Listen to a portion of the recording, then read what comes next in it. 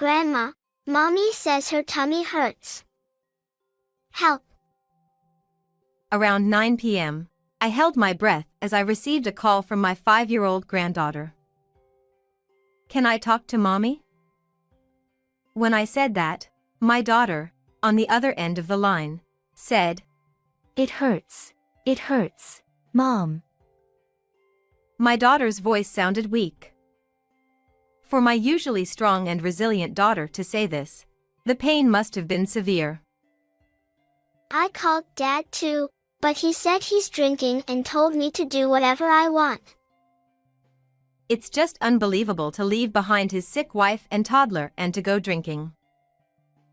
I was utterly appalled at what kind of person he could be, but there was no time to dwell on that.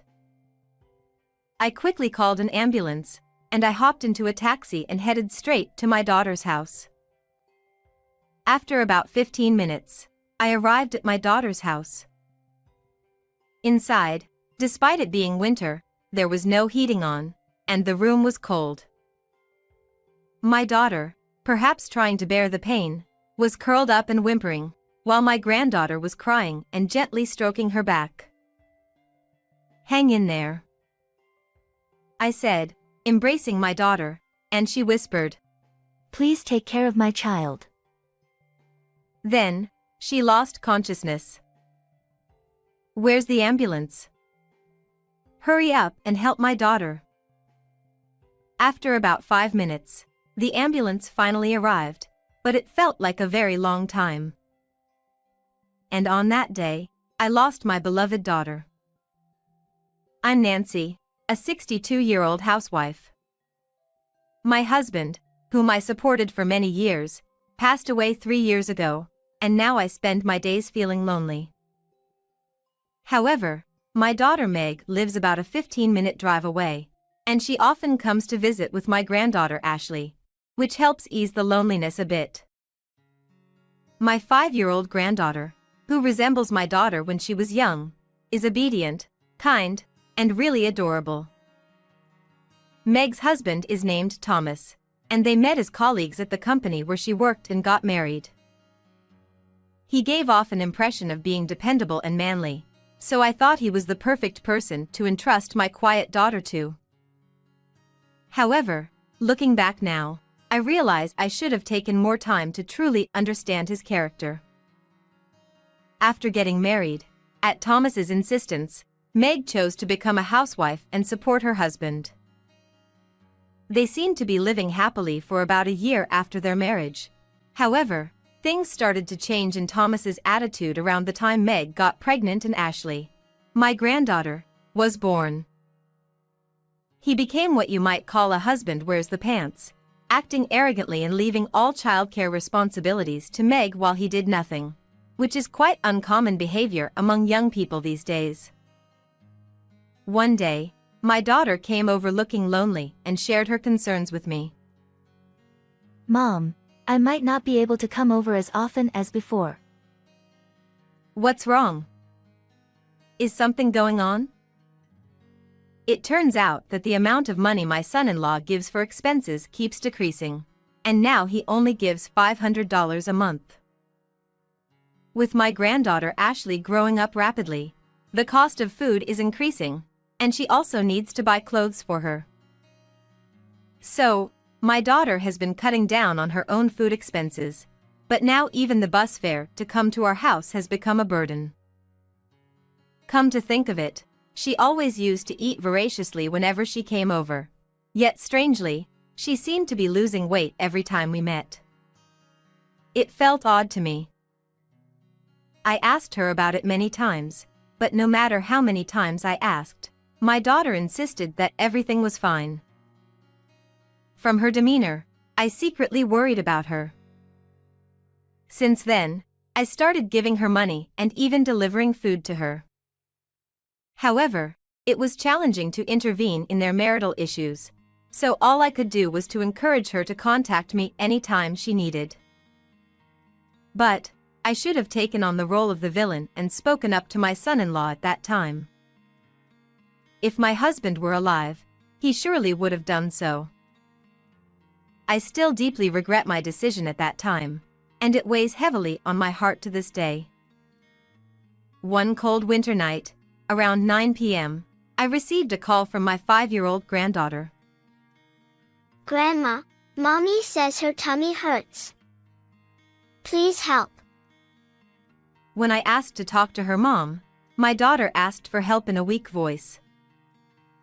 Given that my daughter has always been resilient since she was young, she must be in a lot of pain. Dad went out drinking. I called him, but he's not coming home. My granddaughter told me that. Despite her young age of 5, she's trying her best to help her mother. I felt frustration towards such careless behavior from my son-in-law. But now is not the time for dwelling on that. Grandma's coming right away. Everything will be okay. I arranged for an ambulance, hopped into a taxi, and arrived at my daughter's house in about 15 minutes. The ambulance hadn't arrived yet, and as I hurried into my daughter's house, I noticed there was no heating on despite the cold winter weather. My daughter was suffering on the floor, while my granddaughter, in her pajamas, was crying beside her, saying, Mommy, Mommy. A 5-year-old child wouldn't have been able to turn on the heating. I took off my coat and put it over my granddaughter to keep her warm. Granddaughter, Grandma, please help Mommy. I lifted my daughter up in my arms. Hang in there, I said to her. Please take care of my child. After she said that, she stopped responding to my calls. She became breathless, and even though I wasn't a doctor, it was obvious we didn't have much time. After about 5 minutes, the ambulance finally arrived. It was only 5 minutes, but it felt incredibly long, and I was terribly anxious. In the end, my daughter was taken to the hospital unconscious. During that time, I tried to contact my son-in-law multiple times but couldn't reach him. What on earth is he doing at a time like this? Thanks to the dedicated efforts of the doctors at the hospital, Meg regained consciousness temporarily. Meg? Can you hear me? Both Ashley and I are here. Mommy, Mommy. Mom, please, help Ashley. Take her away from Thomas and the diary. Eh? What? I couldn't quite catch it clearly, so I waited for my daughter to speak again, but she lost consciousness once more, and that was the last time she woke up. They told me that when she fell down the stairs, she suffered a severe blow to her abdomen, causing internal organ damage. If the treatment had been administered a bit earlier, she might have survived. In front of my daughter, who would never smile again, I was overwhelmed with grief to the point where I couldn't stand. And my daughter's last words, "Help Ashley, take her away from Thomas and the diary," got me worried. Grandma, Mommy won't wake up. Mommy. All I could do was to hold Ashley tight as she refused to leave her mother, whose body is now cold. After a while, when my granddaughter calmed down, I gently asked her what had happened. Apparently, Meg had been teaching Ashley how to use the speed dial on the phone to call her dad, Grandma, and her close friends in case of an emergency. You did so well. I'm so proud of you. I praised my granddaughter for being able to make the call, but Ashley just shook her head and kept crying. And gradually, through Ashley's words, the shocking truth began to unfold. I was left speechless by what I learned. What should I do now? But for Meg and Ashley's sake, I can't just keep grieving. The next morning, I finally received a call from my son-in-law on my daughter's phone. Meg? Does your stomach ache better? She passed away. Huh? Did she? Is this Nancy? Are you saying Ashley passed away? Son-in-law misunderstood and panicked, thinking that my granddaughter had passed away. It's not Ashley, it's my daughter Meg who passed away. When I told my son-in-law, he was momentarily surprised, but then he muttered. Thank goodness it wasn't Ashley. The way he spoke, as if his own wife didn't matter at all, made me tremble with anger. I will never forgive him. I waited for a time when my son-in-law wasn't around and used my daughter's key to enter the house. I searched for my daughter's diary and found it in a drawer of the closet. As I read its contents, I was shocked and my anger grew even stronger. 3 days later, my son-in-law greeted the mourners at the funeral with a straight face, shedding fake tears. It's all my fault for not being there because of work. I'm sorry, Meg. My son-in-law, lying shamelessly about being at work when he was actually out drinking. The mourners seemed to sympathize with Thomas, saying it's a pity for him to suddenly lose his wife even though their daughter was still young. During this time, Ashley refused to go near her father and insisted on staying close to me, never wanting to leave my side. Poor thing, she clenches her fists with tears in her eyes. Even though she's only 5 years old, it seemed like she understands that she'd never see her mother again. Perhaps Thomas was asked by the attendees about why his daughter wasn't by his side. He approached us, but as soon as he did, Ashley stiffened and clung to me tightly. Come to Daddy. No, Daddy is scary. As my son-in-law forcefully pulled Ashley's arm and she resisted, I pulled my granddaughter closer to me. If she doesn't want to go, there's no need to force her. Nancy, I'd appreciate it if you didn't spoil Ashley. I'm her father. Feeling the chillingly cold glare in his eyes, I clenched my fists, knowing I couldn't let Ashley anywhere near Thomas. I firmly retorted. Just before Meg passed away, she told me to help Ashley and to keep her away from you. Why do you think she said that? What? Thomas gasped for a moment and then looked at me with a probing gaze. Meg said that? Did she say anything else? Perhaps he was worried about the truth coming to light, but I felt it was too soon to reveal everything. I decided to expose his lies in front of more witnesses.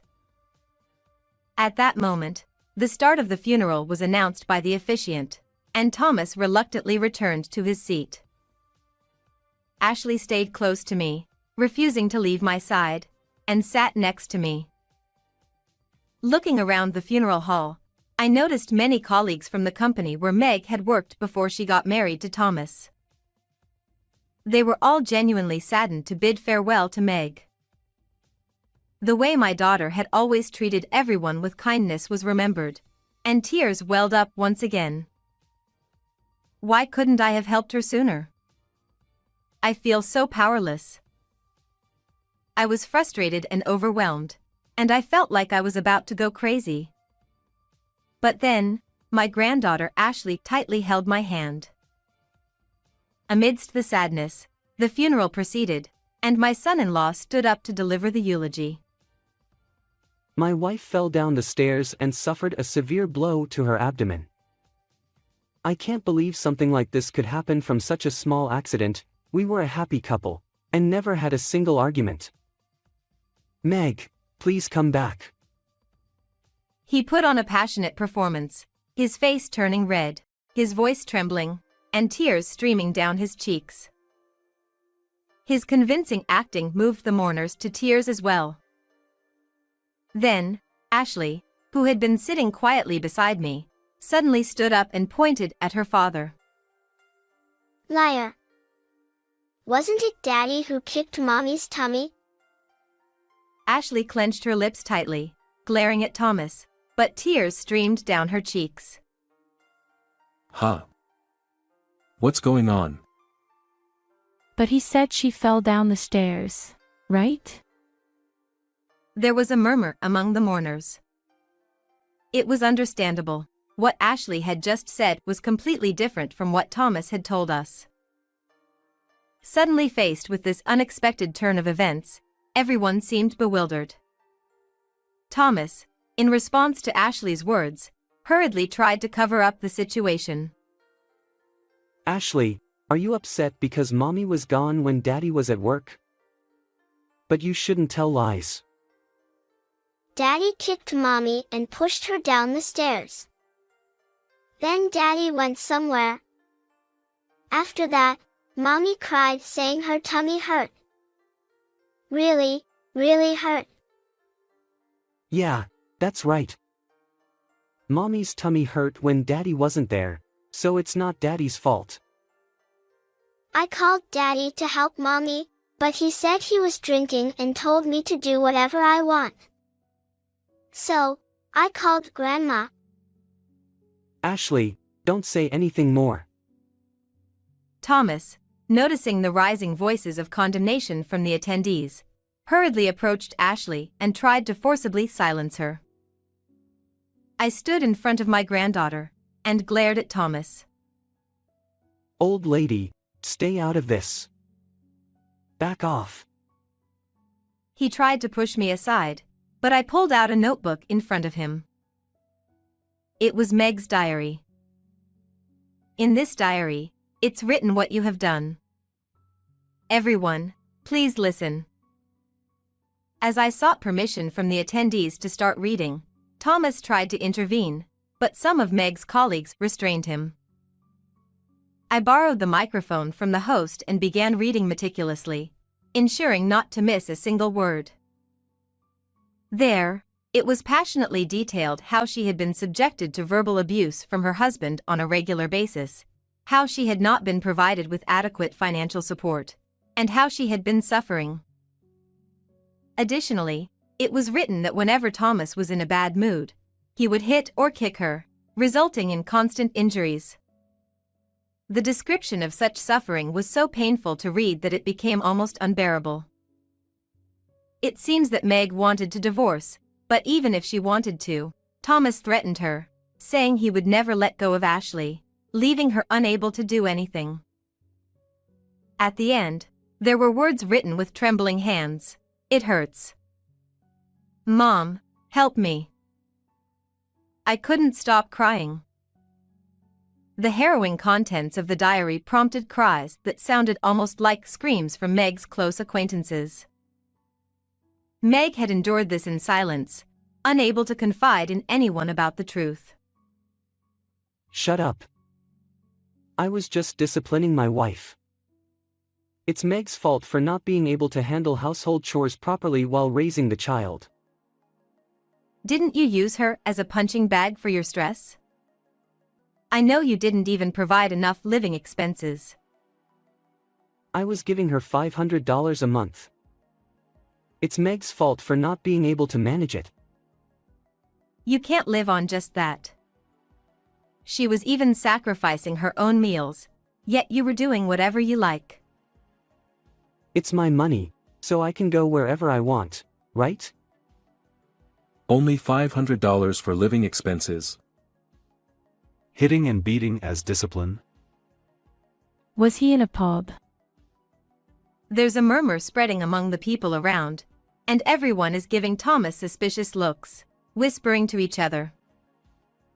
He started to lose control, and then he exploded. I'm not at fault, I'm telling you. I just gave her a little kick, and she fell down the stairs on her own. You're admitting to it yourself, aren't you? I don't know. I went drinking right away, and I wasn't there when she died, wasn't I? If you had taken her to the hospital immediately, she might have been saved. I'll never forgive you. With no one siding with him, Thomas began to cry pitifully. Someone among the attendees must have made a call, as the sound of police sirens echoed through the venue. Thomas tried to run away in a panic, but he was restrained by relatives and handed over to the police. You did so well, Ashley. I said as I hugged Ashley, who was sobbing uncontrollably.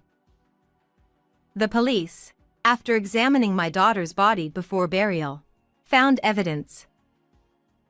Taking a life is a serious crime, and given Thomas's lack of remorse, it's unlikely he'll be released from behind bars anytime soon. Ashley is now living with me. My granddaughter is gradually regaining her composure and we're starting to see her smile again. It's heartening to see Ashley's smile, and I'm focusing on improving my health every day to ensure I can raise her well. I would like to live a peaceful life with Ashley from now on. My heartfelt condolences for the loss of my beloved mother-in-law. As I was preparing to attend the funeral, my phone suddenly rang. It was my husband, urgently instructing me. Do not come to the funeral home. Go back to your parents' home immediately. Confused, I followed his instructions and returned home. Later, my husband, who had joined us, revealed the existence of my estranged and conniving sister-in-law, Sophia. She callously asked about the inheritance, aiming to exploit my late mother-in-law's assets. Determined to protect my mother-in-law's honor, I resolved to confront Sophia. Our intense verbal battle ultimately led to her confinement behind cold, dark bars. I am Olivia Smith, a perfectly ordinary housewife. I am happily married to my husband, Michael, who works as a company employee. By the way, it seems that many women struggle with how to interact with their husband's relatives after marriage. Particularly, there are rumors of bitter conflicts between daughters-in-law and mothers-in-law. I, too, used to hold such a murky image. However, fortunately, I've been able to maintain a harmonious married life in that regard. Specifically, I share a close bond with my mother-in-law, Nancy. For instance, Olivia, how does this cardigan look? I knitted it, thinking it would suit you. Me? Thank you. The color is adorable, and you're quite skilled at knitting. I'm glad you like it. The weather is getting colder, so take care of your health. Certainly.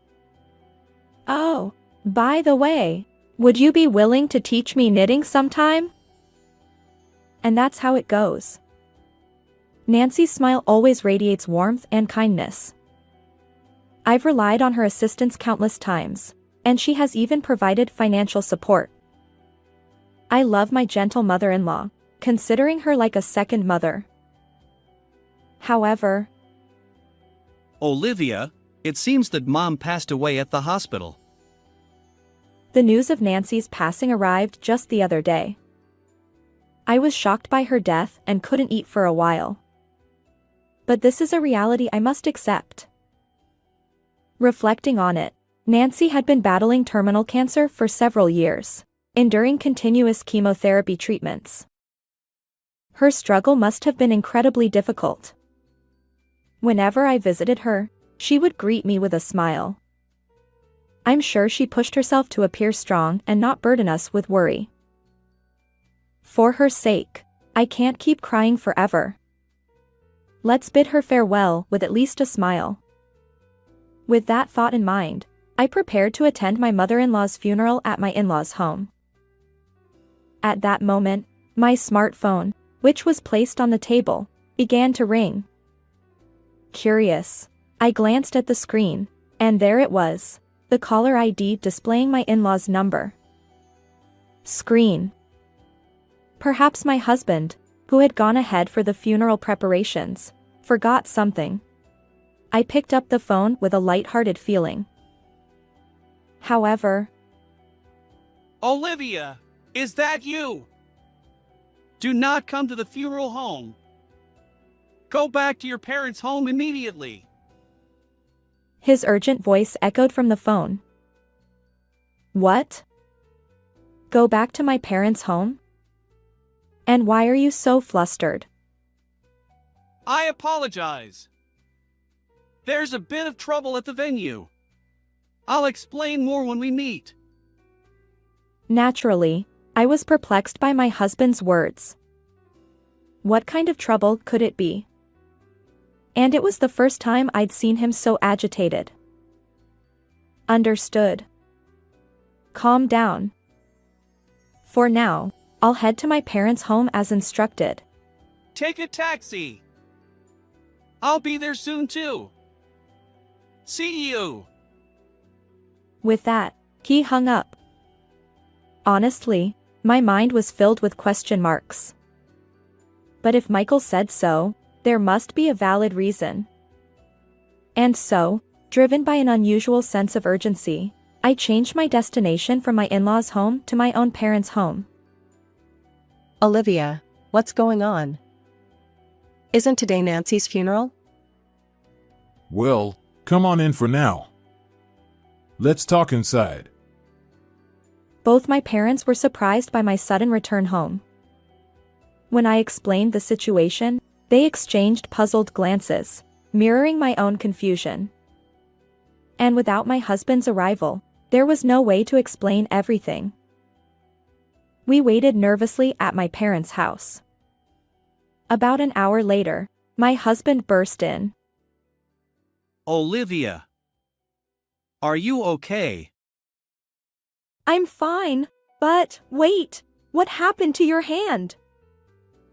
I noticed bandages wrapped around his injured hand. His expression was deeply troubled as he touched the wounded area.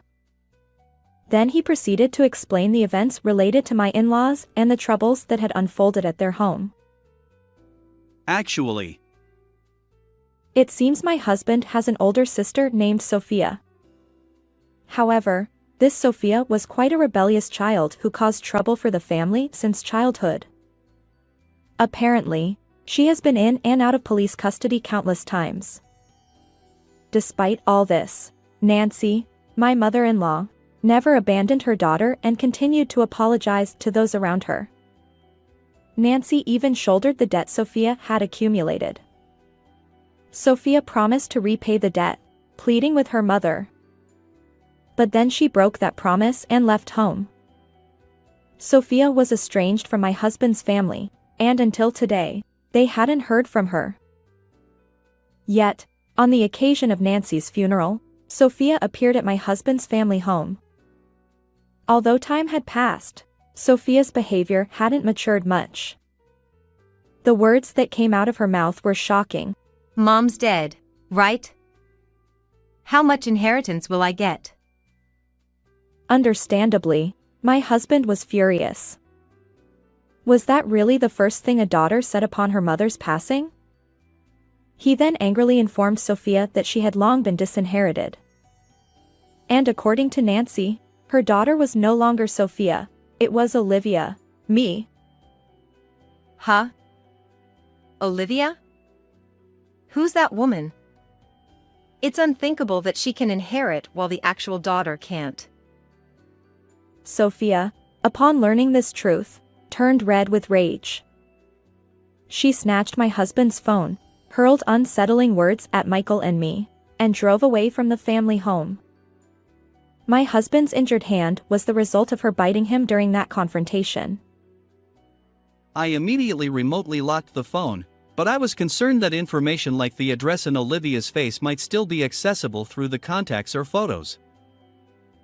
That's unexpected. Hearing my husband's explanation left me momentarily speechless. I had no idea that Nancy had another daughter, let alone one with such a troubled character. I apologize for keeping my sister a secret. It's a family matter, and I never expected it to come to this. My husband apologized in distress. We tried to console him while contemplating our next steps. In that case, it might be best not to return to your home for a while, just in case. Is our address here safe? Yes, I haven't stored this address on my phone. And so, as a precaution, we decided to stay at my parents' home for the time being. And as the night turned into day, the sun rose, and the chirping of birds filled the air. My husband prepared to leave for work. I'm heading out. If anything happens, contact me on the spare phone. Sure, take care. I watched him leave with a smile, but internally, anxiety gnawed at me. What if my sister-in-law barged in?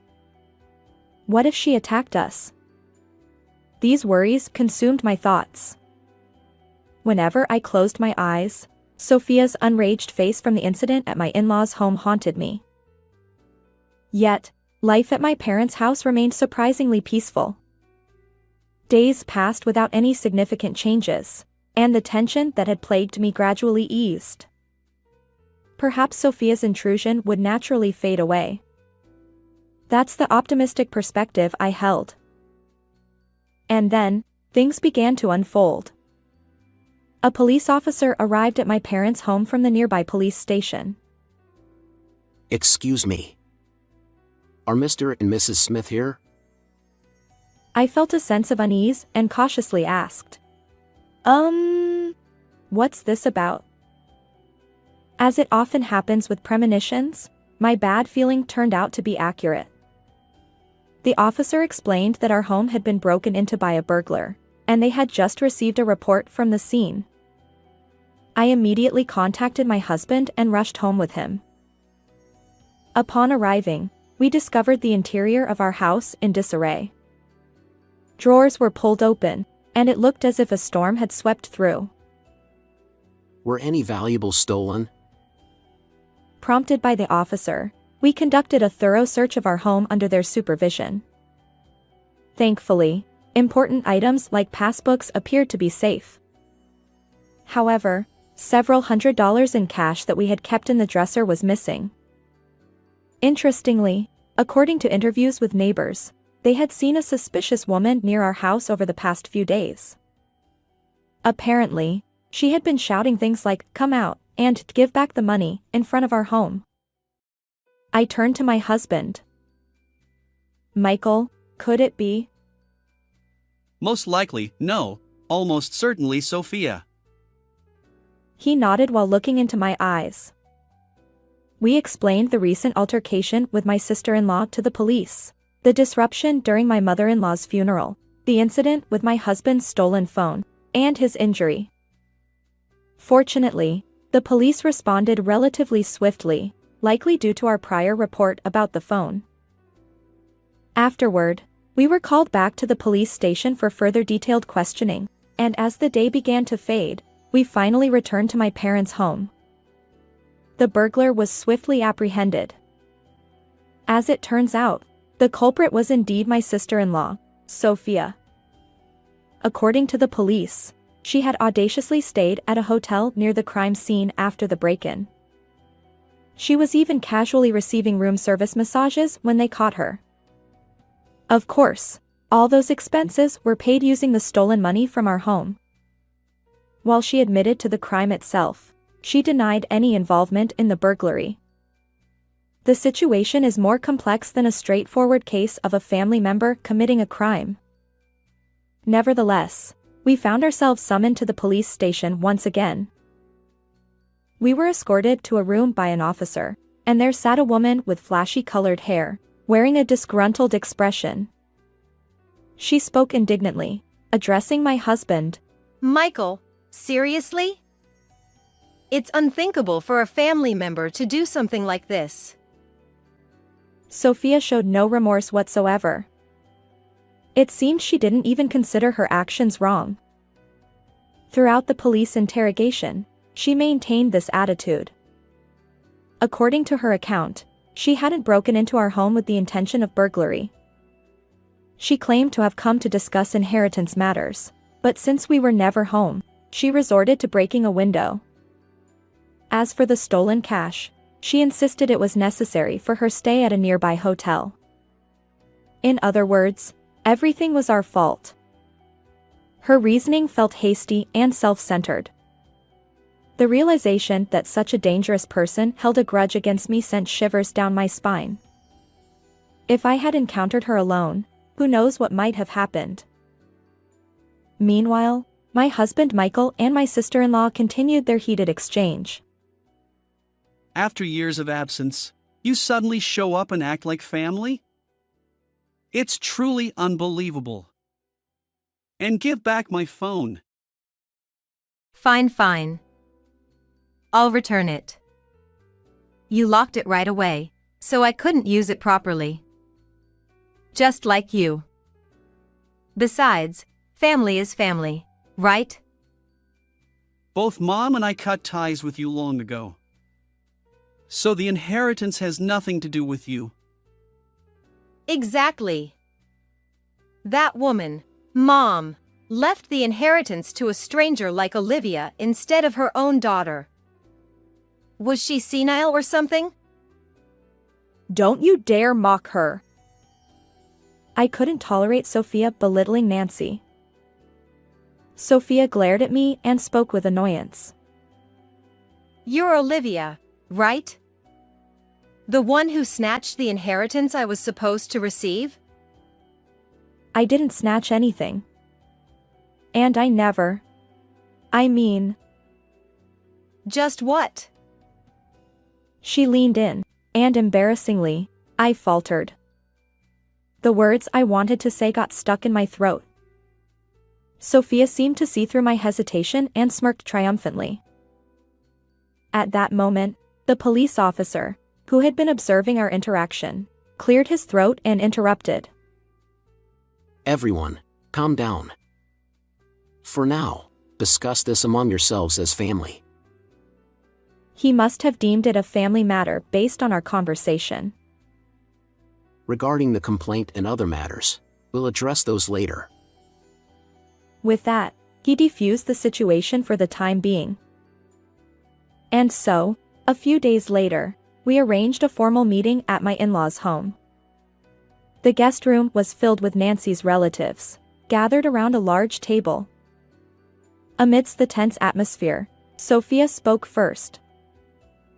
If you share the inheritance, I'll let bygones be bygones. You should be grateful to my generous heart. Sophia's arrogance remained unchanged. Well, that was to be expected. A person who hadn't changed in over a decade wouldn't suddenly transform in a matter of days. She continued to insist. Hand over the inheritance. Withdraw the complaint. As if her sense of justice was unshakable. Of course, we had no intention of conceding to her demands. I've said it repeatedly, but you've been disinherited. So you won't receive any of Mom's inheritance. Fine, then how about this? After you and Olivia get your share of the inheritance, just give me that amount. Do you seriously think such a ridiculous idea would fly? My husband's frustration was evident. I tried to calm him down and addressed Sophia with composure. Did you read Nancy's entire will? It mentioned you too, not just the inheritance. I'm not interested in anything other than inheritance. It's probably just a bunch of grudges against me. No, Nancy worried about you. She regretted things. Well, that makes it even more reason for her to hand over the assets, doesn't it?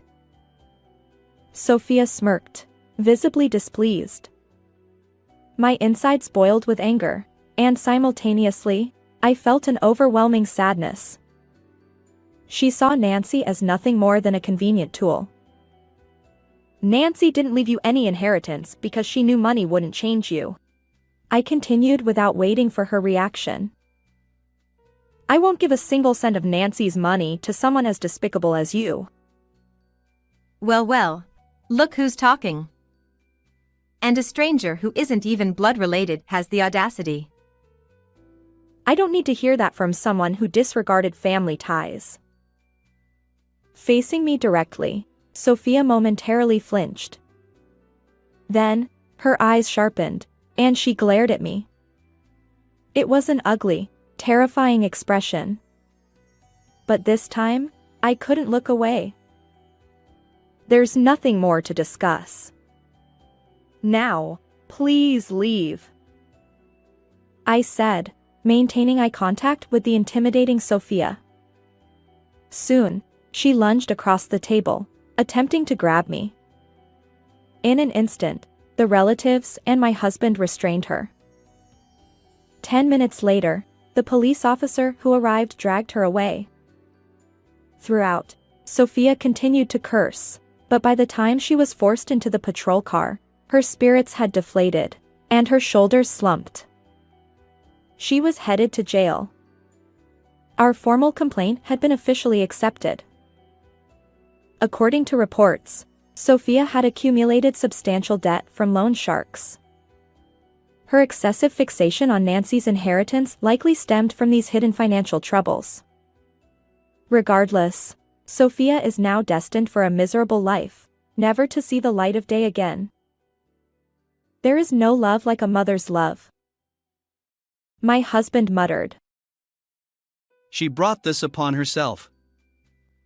We sat in our tidied-up home, reflecting on the recent events. While gazing at Nancy's portrait, my husband spoke up. By the way, Olivia, I was surprised by how boldly you stood up to Sophia. Well, once I read Nancy's will. In truth, the day before our discussion with Sophia, I had carefully read Nancy's will. Until then, I hadn't had the chance to thoroughly review it. The will contained heartfelt sentiments, almost like a letter. Each word she wrote stirred something within me. Nancy had always cared deeply for her children. She left no grudges, only concern. And as she bravely departed for the heavens, she wished happiness upon us, her son and daughter-in-law. Perhaps she wanted to do more for her real daughter. Clutching the cardigan I was wearing, I tearfully remembered my mother-in-law. My husband tried to console me.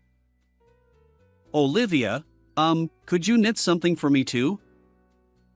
Sure, I'd be happy to. I'll show you the knitting techniques that Nancy taught me. I wiped away the tears, smiling. I resolved to use her inheritance wisely and vowed to live a happy life in her memory. How did you find this story? If you enjoyed it, please consider subscribing to our channel. Until next time.